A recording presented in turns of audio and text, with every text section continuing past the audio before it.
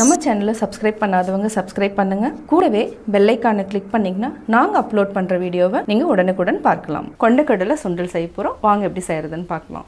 250 grams அளவுக்கு வெள்ளை சுண்டல் ஊற வச்சிருக்கிறோம். இதை நம்ம ஆட் பண்ணி 5 விசில் விட்டு எடுத்துக்கலாம். தேவையான அளவு தண்ணி விட்டுக்கலாம். இப்போ கேஸ் ஆன் பண்ணிவிட்டு உப்பு போட்டுக்கலாம்.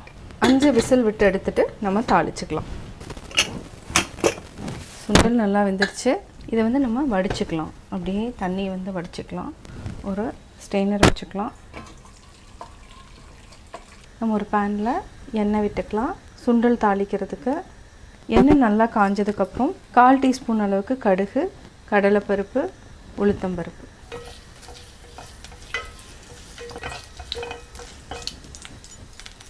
இப்போ நம்ம கருவேப்பிலை, வரமிளகாய், பச்சை மிளகாய், இஞ்சி எல்லாத்தையும் ஆட் பண்ணிக்கலாம். இது கூட கொஞ்சமாக பெருங்காயம் போட்டுக்கலாம்.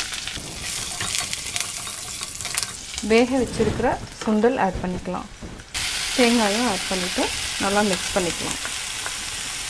மிக்ஸ் பண்ணி சிம்மில் வச்சுட்டு 1 நிமிஷம் வரைக்கும் இருந்தாலே போதும். அதாவது நெய்வேத்தியம் பண்ணுறதுனா நம்ம வந்து வெங்காயம், பூண்டு இது ரெண்டையுமே தவிர்த்துக்கணும்.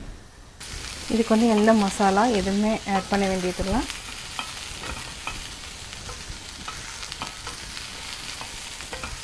கொண்டைக்கடலை சுண்டல் ரெடி.